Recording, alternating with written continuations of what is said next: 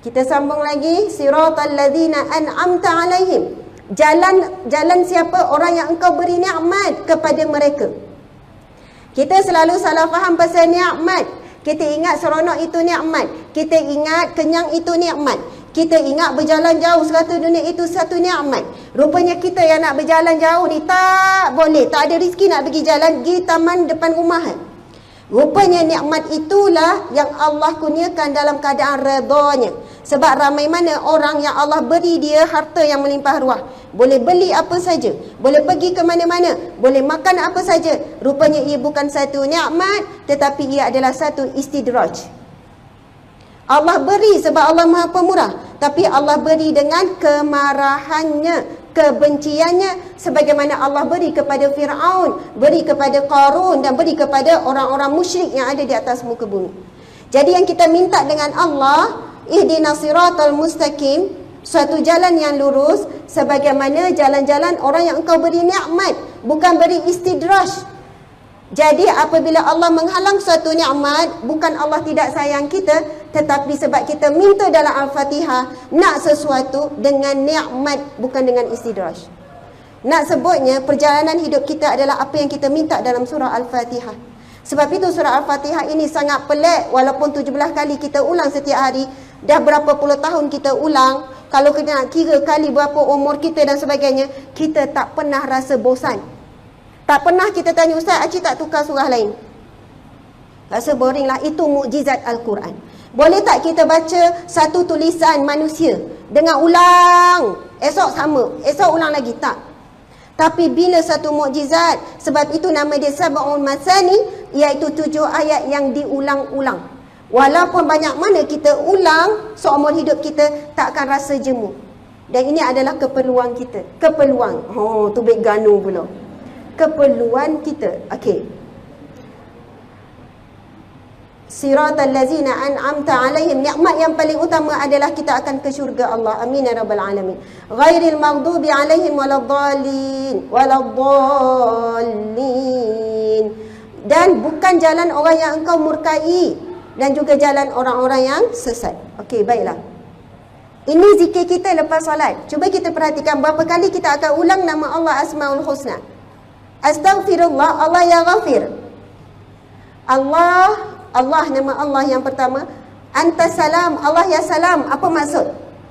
Allah ya salam, siapa tahu maksud dia? Allah yang sejahtera. Sebab itu kalau anak ustazah, saya sakit, makcik sakit lutut ni ha, makcik berhenti mengungut lakit lutut ni ha, sakit lutut ni ha. Kalau tanya khabar kat orang tua kan, makcik apa khabar? Sehat ustazah, tapi lutut ni ha. Kalau makcik duduk mengeluh pasal lutut, lambatlah sihat, makin sakit. Jadi bila pegang bahagian sakit, sebutlah ya salam. Ya salam, Allah yang maha sejahtera. Allah yang maha memberi kesihatan, kesejahteraan. Sejahterakanlah lutut. Ada seorang hamba Allah makcik. Saya pergi satu kuliah, dia duduk, lepas tu nak bangun, anaknya bangunkan.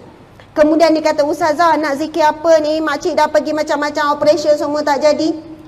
Cerita ni kat Perak. Lepas tu saya pun, ya Allah, kita minta petunjuk Allah kan, ya Allah.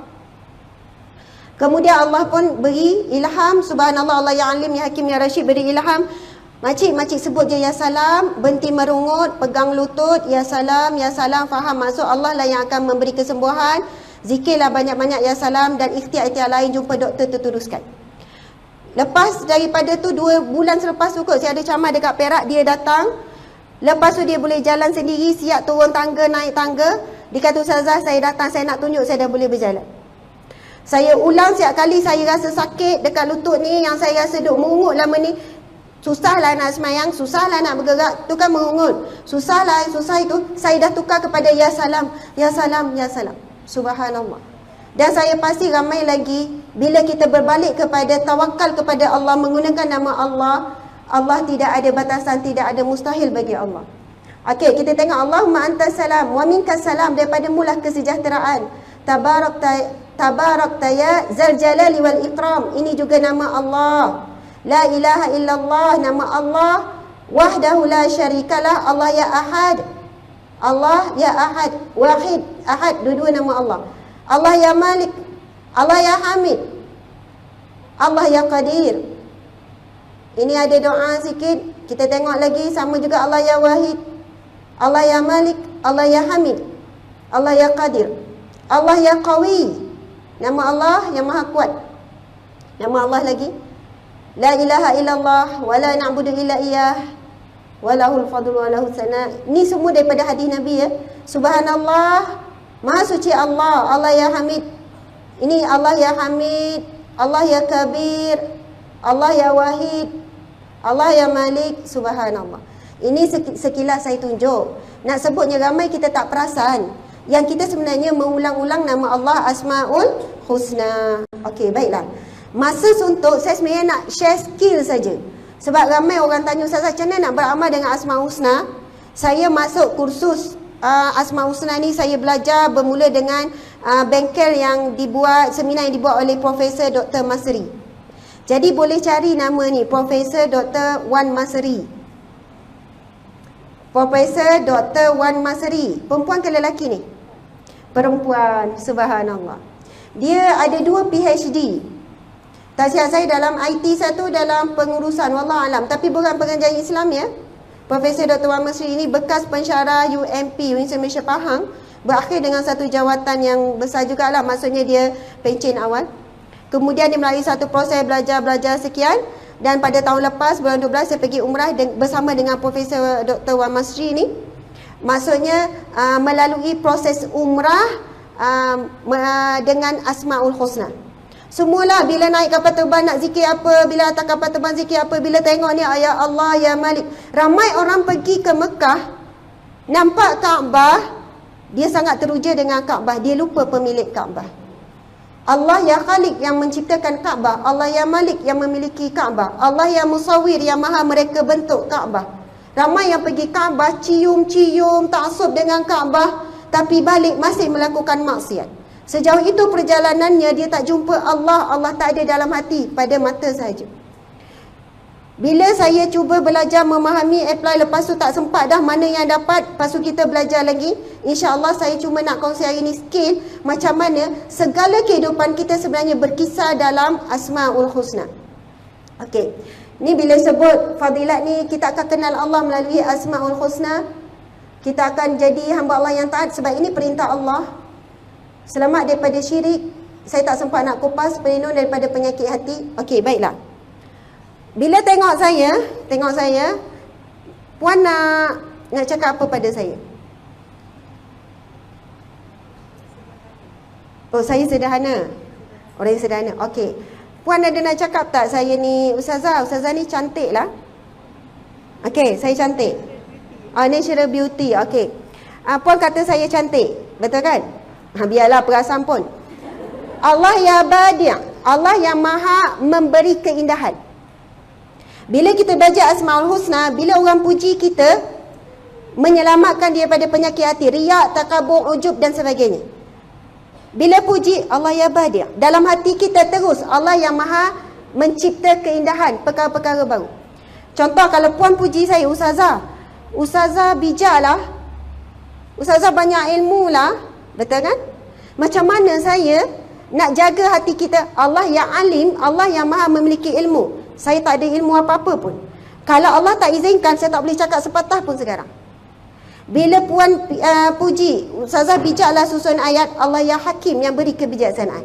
Kalau orang puji, cergaslah, subhanallah, Prof, Dr. Syukri, cergas, badan sehat. Allah yang Rashid, beri Dr. Syukri kecerdasan.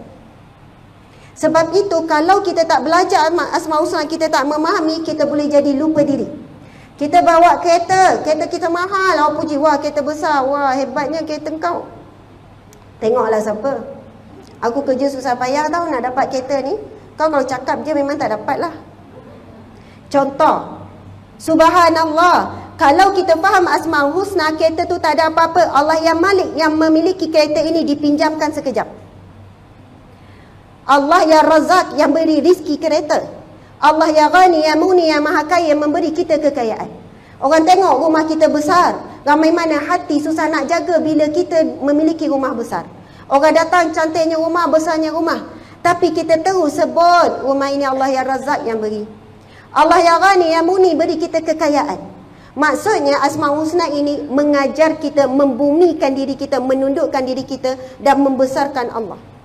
Kita tak ada apa-apa bila kita belajar Asmaul Husna. Sebab itu kalau orang tanya, Ustazah, macam mana bila Ustazah nak ceramah, apa tips supaya idea tu datang? Memang untuk dapat idea, dapat ilham, dapat cakap dengan lancar dan sebagainya, mesti kena bermula dengan minta pertolongan dengan Allah. Kalau tak, lepas habis selesai, kita rasa best, kita rasa bagus, akhirnya bukan pahala kita dapat 2 jam penat ceramah, tapi dapat dosa, riak, takabur, ujub. Betul atau tidak? Sebelum start ceramah, mula dulu dengan zikir, Ya Allah, Ya Alim, Ya Hakim, Ya Rashid. Ya Allah, Engkau memiliki ilmu, aku akan cakap ilmu-Mu, Ya Allah. Berilah aku ilmu untuk berkata-kata. Allah, Ya Hakim, yang Maha Bijaksana, beri aku bijak nak memilih perkataan yang tepat.